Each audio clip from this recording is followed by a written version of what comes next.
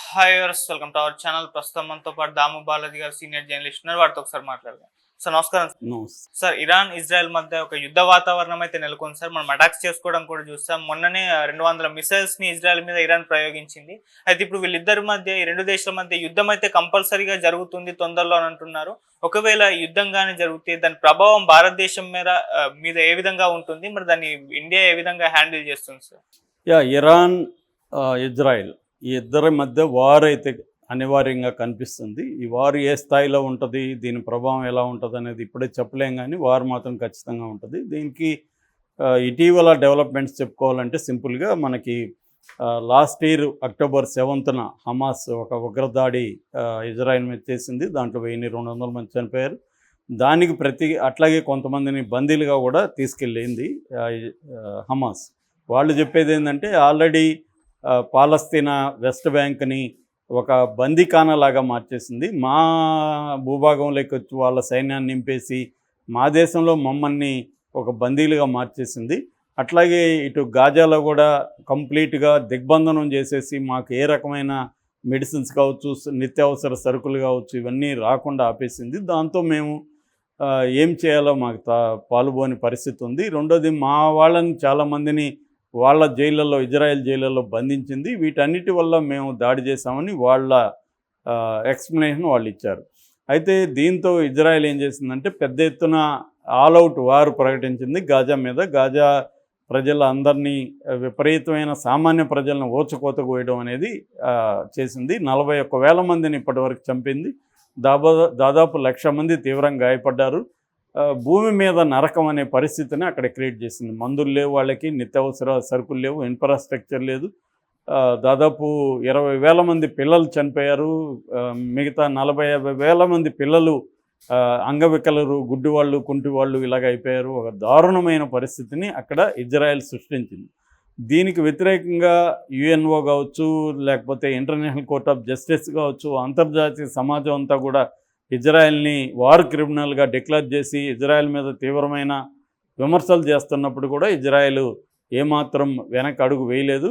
దీనికి ప్రధాన కారణం అమెరికా ఇజ్రాయెల్కి సపోర్ట్ చేస్తుంది. అమెరికా కూడా అప్పుడప్పుడు చెప్తుంది వార్ని విరమించండి, యుద్ధ విరమణ చేయండి, అవన్నీ చెప్తుంది, కానీ అది కేర్ చేయట్లేదు ఇజ్రాయెల్. అమెరికా సలహా చెప్పినట్టు నటిస్తుంది, ఇజ్రాయెల్ విన్నట్టు నటిస్తుంది తప్ప ఇజ్రాయెల్ వినదు. అమెరికా కూడా దానికి సంబంధించి ఏమీ చేయదు. అదే వేరే వాళ్ళు వినకపోతే మాత్రం అమెరికా ఆంక్షలు విధిస్తుంది. ఇరాన్ మీద ఆంక్షలు ఉన్నాయి, రష్యా లాంటి దేశాల మీద కూడా అమెరికా ఆంక్షలు విధిస్తుంది. ఇజ్రాయెల్ మీద మాత్రం విధించదు. దీనికి ఒక కారణం ఏంటంటే అమెరికాలో ఉన్న పెట్టుబడిదారుల్లో దాదాపు 25% వరకు జ్యూస్ ఉన్నారు, యూదులు ఉన్నారు. వాళ్ళ ప్రెజర్ అమెరికా మీద బలంగా ఉంటుంది. రెండవది, మధ్యప్రాచ్యంలో అమెరికాకి ఇంట్రెస్టులు ఉన్నాయి. ఆ ఇంట్రెస్టులు అరబ్ ప్రపంచాన్ని కంట్రోల్ చేయడం ద్వారా ఆయిల్ కావచ్చు, మిగతా వనరులు కావచ్చు, అమెరికాకు కావాలి. దీనికి ఇజ్రాయెల్ అవసరం ఉంది. అట్లాగే ట్రేడ్కి సంబంధించి సూయజ్ కెనాల్ కావచ్చు, పాలస్తీనా కీ పొజిషన్లో ఉంది. వీటన్నిటి వల్ల ట్రేడ్ని కూడా కంట్రోల్ చేయడానికి ఈ ప్రాంతంలో అమెరికాకి ఇంట్రెస్ట్లు ఉన్నాయి. అట్లాగే జియో పొలిటికల్గా ఇంట్రెస్ట్లు కూడా అమెరికాకు ఉన్నాయి. వీటన్నిటి రీత్యా అమెరికాకు అవసరం. అది ఇజ్రాయెల్కి తెలుసు కాబట్టి అమెరికా మాట ఇజ్రాయెల్ వినదు. సో ఈ కాంటెక్స్లో ఏమైందంటే ఇటు పాలస్తీనా అరబ్బులకు మద్దతుగా ఇతర దేశాల్లో అరబ్బులు, ప్రధానంగా షియాలు, ముఖ్యంగా ఇరాన్లో కావచ్చు, తర్వాత సిరియాలో కావచ్చు, లెబనాన్లో కావచ్చు, వీళ్ళందరూ కూడా ఇజ్రాయెల్ మీద ఏదో ఒక రకమైన ఇబ్బంది పెట్టడానికి వీళ్ళు ట్రై చేస్తున్నారు. సౌత్ లెబనాన్ నుంచి నార్త్ ఇజ్రాయెల్ మీద అటాక్స్ చేయడం, ఇజ్రాయెల్ భూభాగంలోకి మిసైల్స్ పంపడం అనేది హిజ్బుల్లా గ్రూపు లెబనాన్ నుంచి ఆపరేట్ అవుతుంది. ఇటు హూతీ గ్రూపు ఇక్కడ యెమెన్ నుంచి ఇజ్రాయెల్కి సంబంధించిన నౌకలు ఎర్ర సముద్రంలో పోతే అది పట్టుకొని వాటిని నాశనం చేయడం, అవన్నీ ఆ రకంగా అది ఇబ్బంది పెడుతుంది. ఇట్లా సిరియాలో కొంత రెవల్యూషనరీ గార్డ్స్ ఉన్నారు, వాళ్ళు ఇబ్బంది పెడతారు. సో అట్లాగే ఇరాన్లో కూడా కొన్ని అతివాద శక్తులు, మిలిటెంట్స్ ఉన్నాయి, ఇతర చిన్న చిన్న గ్రూపులు ఉన్నాయి. అంటే ప్రధానంగా హమస్, హూతీసు, తర్వాత హిజ్బుల్లా, వీళ్ళు కాకుండా ఇంకొన్ని గ్రూప్స్ ఉన్నాయి. ఇలాగా ఇజ్రాయెల్ మీదకు వీళ్ళందరూ చేస్తున్నారు. సో వీళ్ళందరికీ ఫండింగ్ ఇవ్వడం కానీ, ట్రైనింగ్ ఇవ్వడం కానీ, లాజిస్టిక్స్ సపోర్ట్ కానీ ఇవన్నీ ఎవరు చేస్తారంటే ఇరాన్ చేస్తుంది. ఇది కాంటెక్స్ట్. ఈ కాంటెక్స్ట్లో ఈ మధ్య ఏం చేసిందంటే వీళ్ళందరి మీద యుద్ధం చేస్తుంది ఎవరు? ఇజ్రాయెల్. ఈ యుద్ధం అనేది రకరకాల రూపాల్లో ఉంటుంది. ప్రధానంగా యుద్ధం అనేది వీళ్ళ మీద అటాక్స్ చేయడం, వీళ్ళ రాకెట్లు వాడడం, గాజానేమో కంప్లీట్గా ధ్వంసం చేసేసింది, ఇటు హిజ్బుల్లాల మీద ఇచ్చేయడం చేస్తుంది. దాంతోపాటు టార్గెట్ వార్ఫేర్ అంటే ఎవరెవరు లీడర్లు ఉన్నారో వాళ్ళని టార్గెట్ చేసి చంపేయడం. అలాగా ఇస్మాయిల్ హనియే అని హమాస్ పొలిటికల్ లీడరు, ఆయన్ని ఇరాన్ భూభాగంలో ఇరాన్ రాజధాని టెహ్రాన్లో శాంతి చర్చల కోసం ఆయన వెళితే ఆయన్ని చంపిస్తుంది. ఆ తర్వాత హిజ్బుల్లాకు సంబంధించి 9 మంది కమాండర్లు ఉంటే 8 మందిని చంపేసింది. చివరికి వాళ్ళ సెక్రటరీ జనరల్ ఆయన హసన్ నస్రల్లా, ఆయన 32 ఏళ్ళుగా పోరాడుతున్నాడు. 32 ఏళ్ళుగా ఆయన ఒక కరిస్మాటిక్ ఫిగర్, మొత్తం అరబు ప్రపంచంలో ఆయన ఒక హీరో. ఆయన్ని టార్గెట్ చేసి 6 బిల్డింగులు, సిమిలర్ బిల్డింగులు కట్టుకొని ఆయన ఒక బిల్డింగ్లో బంకర్లో 60 అడుగుల బంకర్లో అంటే సెకండ్ లేయర్లో ఉంటున్నాడు. ఆయన్ని టార్గెట్ చేసి ఆయన్ని సక్సెస్ఫుల్గా చంపేసింది. సో ఎప్పుడైతే చంపేసి రెండవది భూభాగంలో కూడా, లెబనాన్ భూభాగంలో కూడా ల్యాండ్ వార్ కూడా స్టార్ట్ చేసింది. సో దీంతో లెబనాన్లో వందల కొలది ప్రజలు చనిపోయారు. దాదాపు ఇప్పటికే 2000 మంది పైన లెబనాన్ ప్రజలు చనిపోయారు, వేలాది మంది గాయపడ్డారు. దాదాపు 10 లక్షల మంది నిర్వాసితులైపోయి పారిపోయే పరిస్థితి ఏర్పడింది లెబనాన్లో. సో దీంతో ఇప్పుడు ఇరాన్ అనేకసార్లు హెచ్చరిస్తుంది, మీరు ఆ గాజాలు ఆపండి, లెబనాన్ మీద దాడులు ఆపండి అని. ఇజ్రాయెల్ మాట వినట్లేదు. అంతర్జాతీయ సమాజం చెప్పిన ఇజ్రాయెల్ వినట్లేదు కాబట్టి వీళ్ళు అటాక్ చేశారు. ఎవరు ఇరాన్ అనేది నిన్న 180 మంగళవారం 180 బాలిస్టిక్ మిసైల్స్తో ఈ ఇజ్రాయెల్లో ఉండే మిలిటరీ స్థావరాల మీద మొసాద్ అంటే వాళ్ళ ఇంటెలిజెన్స్ ఏజెన్సీ, వాళ్ళ హెడ్ క్వార్టర్స్ మీద దాడి చేసి సామాన్య ప్రజల మీద చేయలేదు. అందుకనే పెద్ద క్యాజువాలిటీస్ లేవు.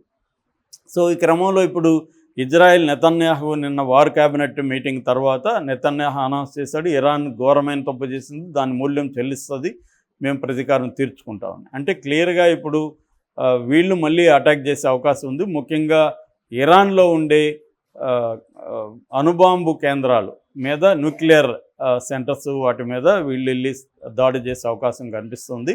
అమెరికా అయితే దాడి చేయొద్దు ఆ రకంగా అని చెప్పింది, కానీ వీళ్ళు వినే ప్రసక్తి లేదు. సో ఇప్పుడు ఇరాన్కి ఇజ్రాయెల్కి వార్ వస్తే మాత్రం అది త్వరగా తెలియదు. ఎందుకంటే గాజా మీద దాడి చేసినట్టు, లెబనాన్ మీద చేసినట్టు ఇరాన్ మీద చేయడం అంత ఈజీ కాదు. ఇరాన్ కూడా స్ట్రాంగ్గా ఉంటుంది. ఇరాన్ బలం ఎంత, ఇజ్రాయెల్ బలం ఎంత అనేది నేను ఇంకొక వీడియో చేస్తాను, దాంట్లో చెప్తాను. సో ఏదేమైనా ఇరాన్ అంత ఈజీ కాదు. సో దీనివల్ల ఇప్పుడు మధ్యప్రాచ్యంలో, మిడిల్ ఈస్ట్లో ఒక భయంకరమైన రీజనల్ వార్ వచ్చే పరిస్థితి కనబడుతుంది. దీనివల్ల ఇండియాకి ఏం నష్టం అన్నప్పుడు, ఇండియాకి బహుముఖంగా నష్టం ఉంది. ప్రధానంగా ఆయిల్, పెట్రోలు మనం 80% ఈ మిడిల్ ఈస్టర్న్ కంట్రీస్, గల్ఫ్ నుంచే తెప్పించుకుంటున్నాం. దానివల్ల మనకి ఎఫెక్ట్ పడే అవకాశం ఉంది. ఆల్రెడీ బ్రెంట్ క్రూడ్ ఆయిల్ అంటారు. బ్రెంట్ క్రూడ్ ఆయిల్ అనేది బేసిక్ ఇదనమాట. అంటే ఈ బ్రెంట్ క్రూడ్ ఆయిల్ రేట్లను బట్టే మిగతా రేట్లు ఉంటాయి. అది బేసిక్ ఇదనమాట. దాన్ని బేస్ చేసుకొని చేస్తారు. ఇప్పుడు ఈ బ్రెంట్ క్రూడ్ ఆయిల్ ధరలు ఫస్ట్ ఈ మధ్యకాలంలో ఒక 4-5 రోజుల్లోనే 5% వరకు పెరిగిపోయినాయని చెప్తున్నారు వరల్డ్ వైడ్గా.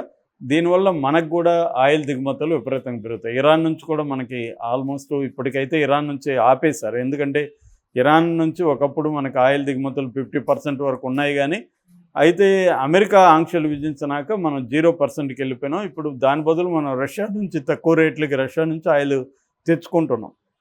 అయితే ఇరాన్తో మనకి వేరే సంబంధాలు కూడా ఉన్నాయి. ఇరాన్ నుంచి దిగుమతులు ఎగుమతులు ఉన్నాయి మన దేశాల మధ్య, అవి ఆగిపోతాయి. సో ఏదేమైనా గల్ఫ్ నుంచి వచ్చే ఆయిల్ ఎఫెక్ట్ అవుతుంది. That is number 1. Number 2, trade అనేది పెద్ద ఎత్తున మనకి గల్ఫ్ దేశాలతో ఉంది. ఈ గల్ఫ్ దేశాలతో ట్రేడ్ అనేది ఇబ్బంది అవుతుంది.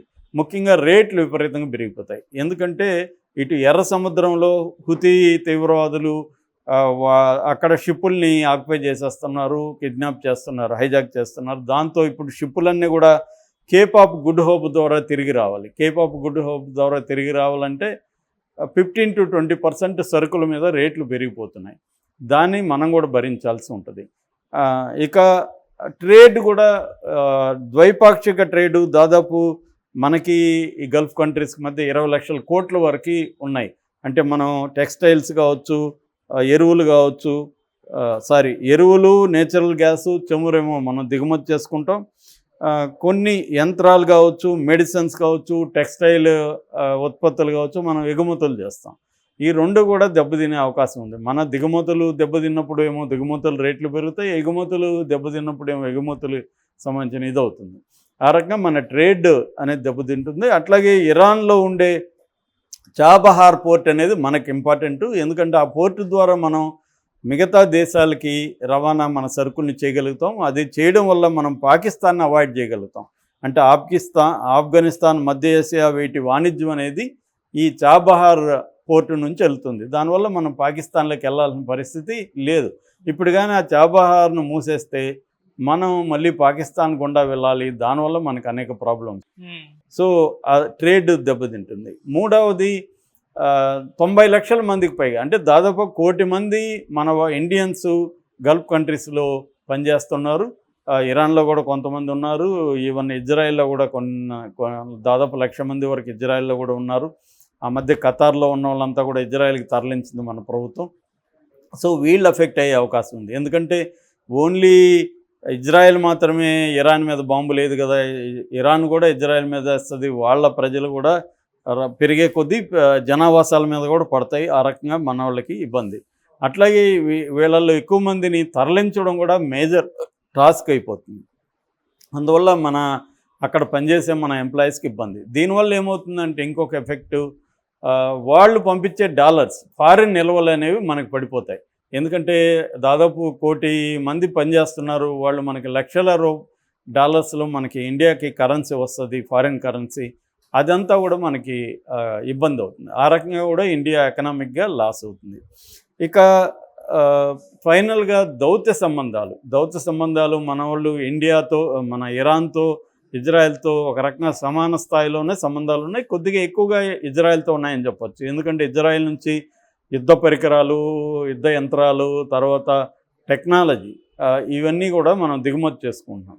ఆ రకంగా మనకి ఇజ్రాయెల్తో మంచి సంబంధాలు ఉన్నాయి. మొన్న కూడా సెప్టెంబర్ 30 మన ప్రధానమంత్రి నెతన్యాహుకి ఇజ్రాయెల్ ప్రధానమంత్రి ఫోన్ చేశాడు, మాట్లాడాడు. సో ఒక పక్క ఇరాన్తో కూడా మనకు మంచిగా సంబంధాలు ఉన్నాయి. కానీ ఇప్పుడు ఇరాన్తో ఇబ్బందులు వచ్చినా, ఇటు ఇజ్రాయెల్తో వచ్చిన ఇబ్బందే మనకి. అంటే బ్యాలెన్స్గా ఉండడం కష్టమైపోతుంది. ఏదో ఒక సైడ్ తీసుకోవాలని పరిస్థితి. ఎందుకంటే ఇజ్రాయెల్కి ఏమో అమెరికా సపోర్ట్ చేస్తుంది. వెస్ట్రన్ కంట్రీస్ అంటే ఫ్రాన్స్ కావచ్చు, ఇంగ్లాండ్ కావచ్చు, జర్మనీ కావచ్చు ఇజ్రాయెల్కి సపోర్ట్ చేస్తున్నాయి. రష్యా, చైనా లాంటివి ఇక్కడ ఇరాన్కి సపోర్ట్ చేస్తుంది. కొన్ని గల్ఫ్ దేశాలేమో తటస్థంగా ఉండడానికి ట్రై చేస్తున్నాయి. కొన్ని ఏమో ఇజ్రాయెల్కి సపోర్ట్గా ఉంటున్నాయి. కొన్ని ఏమో ఇండియా. ఇవి అన్నిట్లో కూడా ఇండియాకి మంచి సంబంధాలు ఉన్నాయి. ట్రేడ్ అనేది ఇదైంది. తర్వాత